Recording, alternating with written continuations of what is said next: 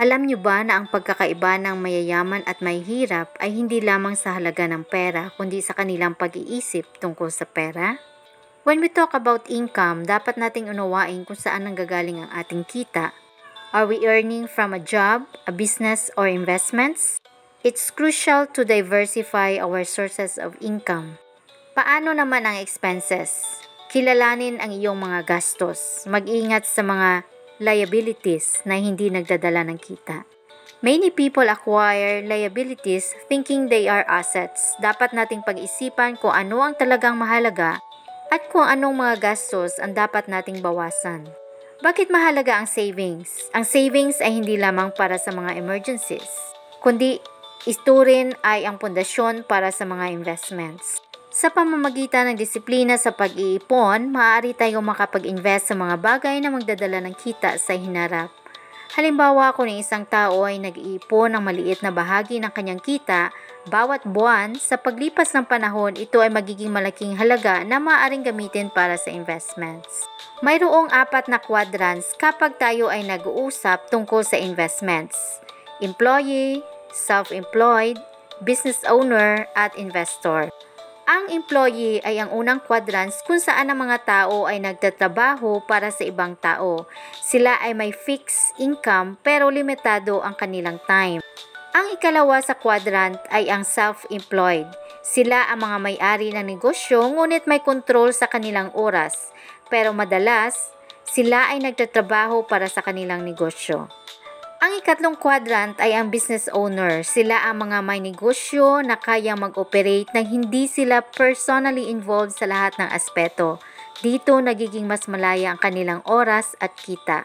At ang pinaka-4 na quadrant ay ang investor. Ito ang mga taong nag-i-invest ng kanilang pera upang kumita ng passive income. Sila ang may kakayahang kumita kahit natutulog.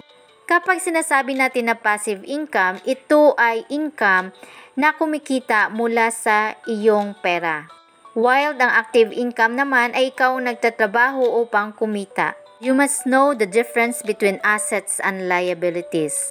Income is what you earn while expenses are what you spend. Sa madaling salita, kapag mas malaki ang income mo kaysa sa expenses, mas maganda ang iyong financial health. Save wisely. Start by tracking your expenses. Alamin kung saan napupunta ang iyong pera. This will help you identify areas where you can cut back. If you notice that you're spending too much on dining out, consider cooking at home more often. This simple change can save you a significant amount over time. Savings are crucial for future investments. Kapag may naipon kang pera, may pagkakataon kang makapag-invest sa mga assets tulad ng real estate o stocks. Bilang employee sa isang company, you earn a salary but your income is limited by the hours you work. Kapag self-employed ka naman, you own a job. You can earn more but you still trade time for money. If you are a business owner, you create a system that works for you. Your income can grow exponentially.